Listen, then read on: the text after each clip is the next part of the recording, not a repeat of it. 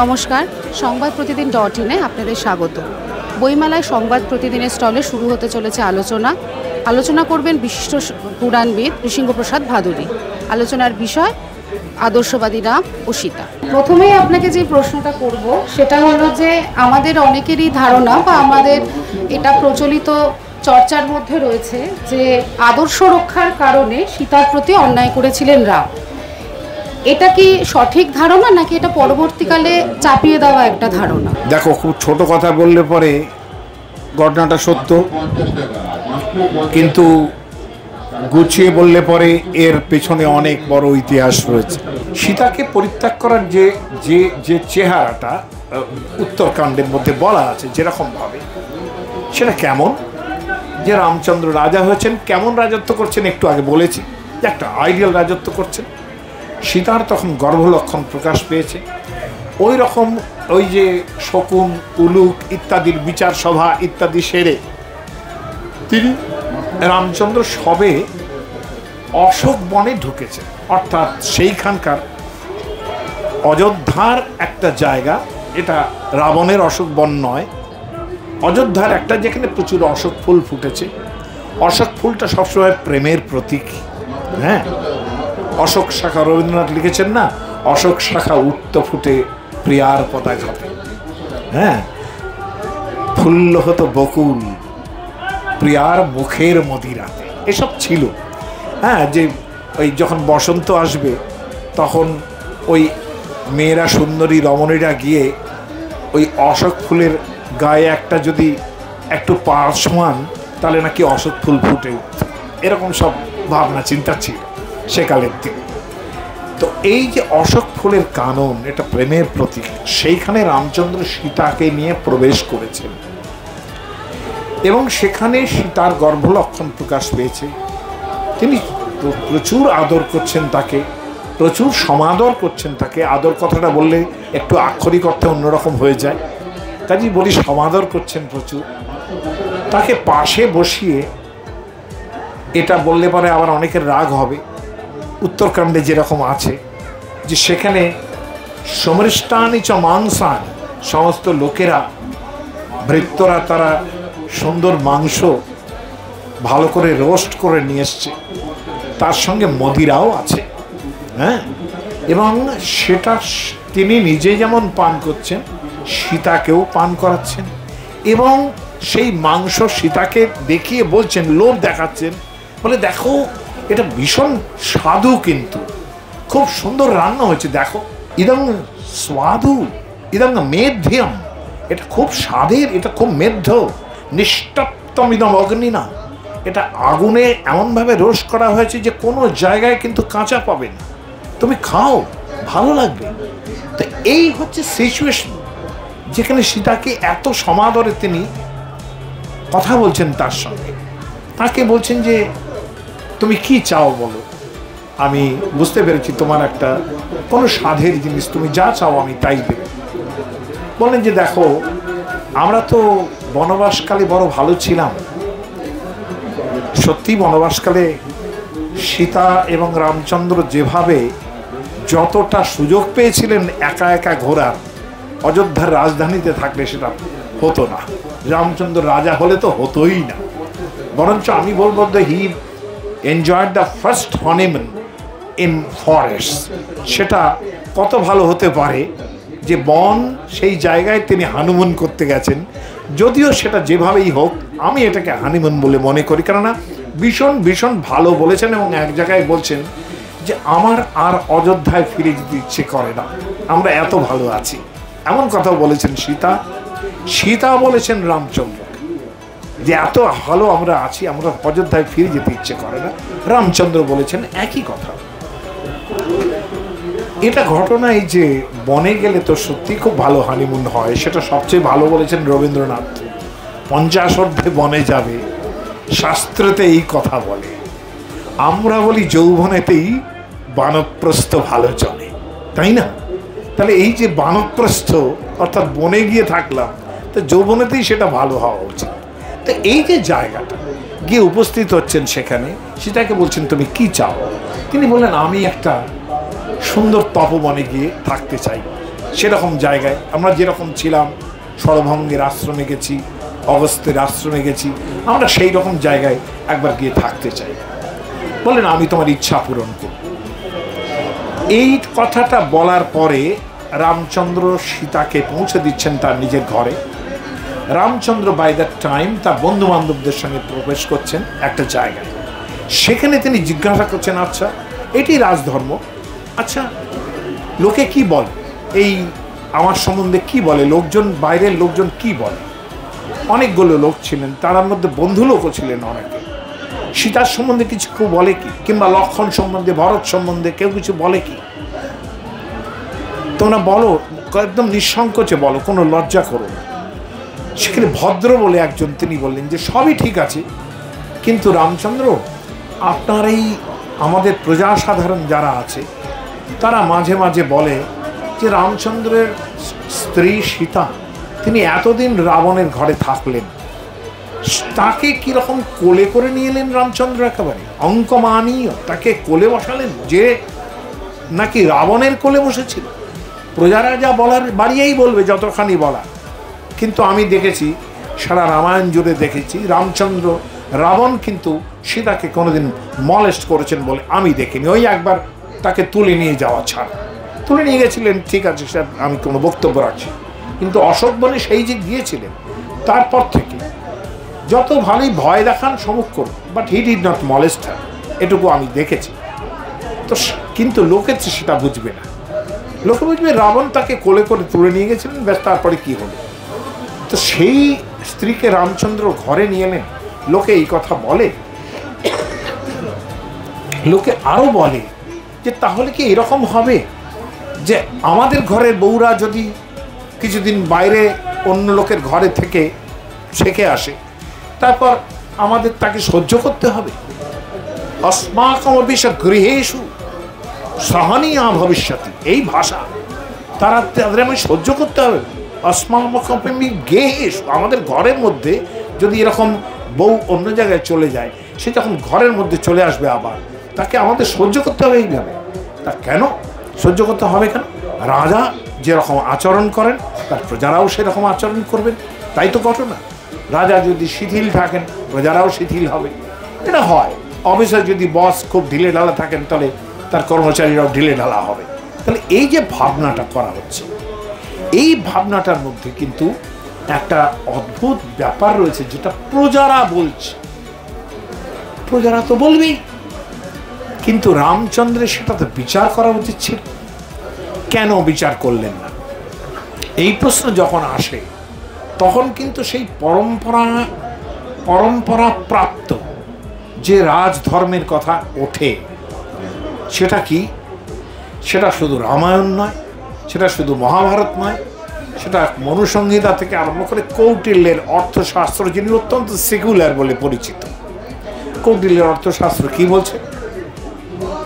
বলছেন প্রজা সুখে সুখং রাজনা, প্রজানাম চ হিতে হিতম। প্রজার সুখেই রাজার সুখ, প্রজার হিতেই রাজার হিত।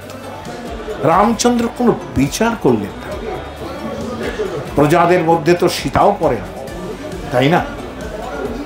বিশেষত তার স্ত্রী হিসেবে নাই দেখি, but she is also citizen of Ayodhya, তার কোনো বিচার করলেন। কিন্তু ম্যাক্সিমাম প্রজারা যেটা বলছে যে আমাদের ঘরেও কি এরকম বউ তুলতে হবে, এরকম কলঙ্কিত হওয়ার পরেও, তিনি সেটা বিশ্বাস করেন। কোনো ঠান্ডা মাথায় ঘরে এলেন, ঘরে এসে লক্ষণ, শত্রুঘ্ন, ভরত সবাইকে ডাকলেন ঘরের মধ্যে।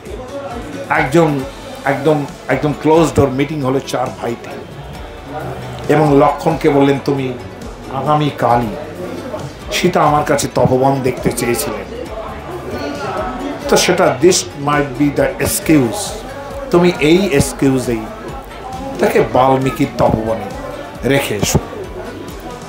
ভাইরা কিন্তু প্রতিবাদ করার চেষ্টা করলেন, বিশেষত লক্ষণ, যিনি সব চিরকাল অন্যায়ের বিরুদ্ধে তিনি প্রতিবাদ করেছেন।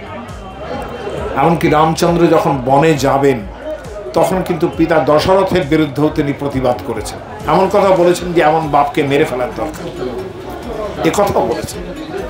হ্যাঁ, যে যত বড়ই গুরু হন, যত বড়ই রাজা হন, তিনি যদি অন্যায় কাজ করেন তাহলে তাকেও মেরে ফেলা উচিত। লক্ষণের মুখ দিয়ে এই কথা বেরিয়েছে। কিন্তু সেই লক্ষণ যখন একবার মাত্র, কারণ তিনি অগ্নি সাক্ষী, অর্থাৎ যে আগুন লঙ্কায় জ্বলেছিল সীতার অগ্নি পরীক্ষার জন্যে, সেখানেও তিনি ভীষণ বিরক্ত হয়েছিলেন এই অগ্নি পরীক্ষার কারণে। সেই তিনি কিন্তু বিপদের মুখে, এই সীতার এই বিপদের সময় তিনি কিন্তু প্রতিবাদ করলেন যে এটা কেমন করে হয়। রামচন্দ্র বললেন, তোমরা যদি একটাও প্রশ্ন করো, আমার ভাইরা যারা আছে, একটাও যদি প্রশ্ন করো, তাহলে আমি এই রাজ্য ছেড়ে চলে যাব, এবং তোমরা কোনো প্রশ্ন করো। প্রজা সুখে সুখং রাখো, প্রজার সুখেই রাজার সুখ। আমি কেবল ভাবি, যারা রামরাজ্য ভাবেন, তারা কি শুধু এই সীতাকে পরিত্যাগ করার মাথায় যে রামরাজ্যের ভাবনা হয়েছে, যে প্রজার সুখেই রাজার সুখ, শুধু এইটার দ্বারাই কি চালিত হন? আরো তো বিচারের প্রয়োজন ছিল, তাই না? কিন্তু রামচন্দ্রের এই যে সীতা পরিত্যাগের ব্যাপারটা, আমার কাছে, আমি মনে করি না যে আমার প্রভু রামচন্দ্র এরকম মানুষ হতে পারেন যে স্ত্রীকে তিনি এইভাবে ত্যাগ করবেন। কেন? কারণ অনন্ত সময় জুড়ে, যে সময় থেকে তাকে বিবাহ করে এনেছেন, তার পরের সময় থেকে প্রত্যেকটি কথা তিনি সীতাকে বলে যাচ্ছেন। সীতার কথা ছাড়া তিনি কাজ করছেন না। হয়তো সেই কথাগুলো রাজকীয়, সেটা হতেই পারে। যেমন তার অভিষেক হবে, দশরথ বললেন অভিষেক হবে, তিনি প্রথম সীতাকে খবর দিচ্ছেন যে আমার অভিষেক হবে কালকে। সীতা চরম খুশি হচ্ছেন, বলেছেন মহামুনি বশিষ্ঠ যে আমাদের উপবাস করে থাকতে হবে, কালকে আমার অভিষেক, আমাদের দুজনকে উপবাস করতে হবে। তারা সানন্দে উপবাসে বসে গেছে, পরের দিন তাদের বনবাসে যেতে হচ্ছে, সেটা অন্য কথা। কিন্তু যখন রামচন্দ্র বনে যাবে, রামচন্দ্র তো সীতাকে নিয়ে যেতে চান না, যে কেন তুমি এই কষ্ট করবে, এই কষ্ট তুমি করবে না, তুমি রাজকীয় সুখে থাকবে। সীতা সেখানে বলেছেন যে তুমি কি চাইছো, যে দেবর ভরতের কাছে আমাকে রেগে যাচ্ছ, কি ভাবছো তুমি?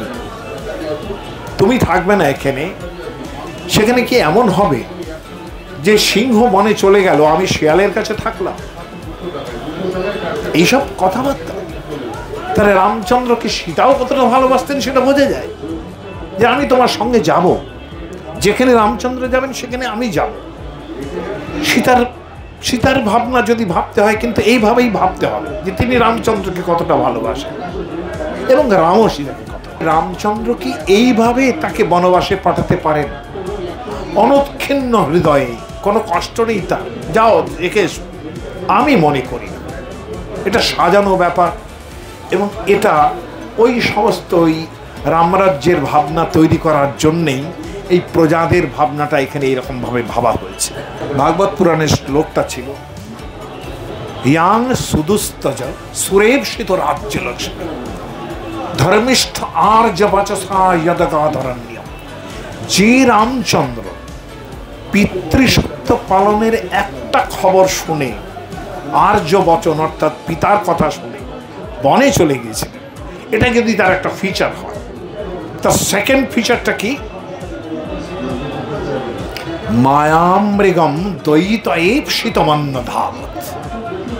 যে মায়ামৃগ, যে হরিণ তো কখনো হবার নয়, সোনার হরিণ তো হয় না, এই যে সোনার হরিণ চাই, এই বায়নাটা শুধু মেটানোর জন্যে যুধিষ্ঠির মহারাজ যখন বনে গেছেন, তখন মার্কণ্ডেয় মুনিকে জিজ্ঞাসা করছে যে আমার মতো এইরকম বোকা বাজে লোক কি আরো আছে, যে এরকম পাশা খেলে, পাশাতে তো আমাকে ধরেছিল, এইরকম পাশা খেলে আমি বনে চলে এলাম, তো এরকম কি আর কেউ আছে? বলে কেন, রামচন্দ্র আছেন। তিনি তখন বললেন যে অসম্ভবাঙ্গে হেম মৃগস্য জন্ম, পরিষ্কার বলে দিলেন, অসম্ভবাঙ্গে হেম মৃগস্য জন্ম। কোনোদিন সোনার হরিণ কোনোদিন জন্মাতে পারে পৃথিবীতে কেউ শোনেনি, ন কদাপি দৃষ্ট, কেউ দেখেনি কোনোদিন। তথাপি রাম লুলুভে মৃগায়, তবুও রামচন্দ্র সেই সোনার পিজনের, সোনার হরিণের লোভে লোভে সেখানে দৌড়লেন। লোভটা তো রামচন্দ্রের নয়, সীতার। সোনার হরিণের লোভে রামচন্দ্র দৌড়লেন। এবার কনক্লুড করছেন, প্রায় সমাসন্ন বিপত্তিকালে ধিও বিবংসাং মলিনী ভবন্তি। যে বিপত্তিকালে যখন আসে না, তখন বড় বড় মানুষেরও বুদ্ধিলোপ পেয়ে যায়। তোমারও বুদ্ধিলোপ পেয়েছিল, রামচন্দ্রেরও বুদ্ধিলোপ পেয়েছিল। বুদ্ধিলোপটা কার জন্য? সীতার জন্য। আমি এই ভালোবাসাটাকে খেয়াল রাখতে বলি, যখন রামচন্দ্রকে পরিত্যাগ করছেন, তাই না, সেইখানে আমার মনে হয় না যে রামচন্দ্র এই কাজটা করেছেন। অর্থাৎ যে প্রজা সাধারণ ব্রাহ্মণিক্যাল ইনস্টিটিউশনস যেভাবে ছিল, তাদেরই ভাবনাতে প্রজা সুখে সুখং রাজ্য, প্রজার সুখেই রাজার সুখ, এই মোটোটা এমনভাবেই চালিয়ে দেওয়া হলো, এবং সেটাই রামরাজ্যের মোটো, যাতে করে একজন স্ত্রীকে তিনি ত্যাগ করে ফেললেন। আমি মনে করি না আমার প্রভু রামচন্দ্র, যিনি এত ভালোবাসার মানুষ, যিনি এত স্নিগ্ধ মানুষ, তিনি ত্যাগ করতে পারেন সীতাকে। কিন্তু লক্ষণীয় যে আজকে আমাদের দুর্ভাগ্য ঘটছে যে রামচন্দ্র বোধহয় সীতা বিরহিতভাবে পূজিত হচ্ছেন এখন। অর্থাৎ সীতা নেই, এইরকম রামচন্দ্র পূজার জায়গা হয়ে উঠছেন। তাতে আমার বারবার মনে হয়েছে যে এই যে বিখ্যাত লাইনটা তৈরি হয়েছিল যে রঘুপতি রাঘব রাজা রাম, পতিত পাবন সিয়ারাম, যে পতিত পাবন সীতারামকে যে আমরা এতকাল ধরে ভারতবর্ষের মানুষ চিনেছি, তিনি পতিত পাবন অবতার, তিনি সীতারাম, সিয়ারাম। রামচন্দ্রের নাম উচ্চারণ করতে গেলে আগে সিয়ারাম বলতে হয়। কি করে সম্ভব হয় যদি কৃষ্ণের বিগ্রহ তৈরি হয়, সেখানে যদি রাধারানী না থাকেন? কেমন হয়? রামচন্দ্র থাকবেন তার লক্ষ্মী স্বরূপিণী, শক্তি স্বরূপিণী, সীতা থাকবেন, এরকমটা বোধহয় আমার কাছে বাঞ্ছনীয় নয়। কাজে সীতাকে আমরা রামচন্দ্রের উপযুক্ত ঘরণী হিসেবে মানি। তারা দুজনেই দুজনকে অনেক ভালোবাসতেন। তাদের উপরে অনেক লিখিত অত্যাচার হয়েছে, সেটা বাল্মীকি রামায়ণেই হয়েছে। শেষ হলো আলোচনা। প্রতিদিন সংবাদ প্রতিদিন .in এর স্টলে থাকবে নানা আলোচনা, কুইজ, সভা। আপনারা যারা যারা ইচ্ছুক তারা প্লিজ চলে আসুন সংবাদ প্রতিদিনের স্টলে, 288 নম্বর।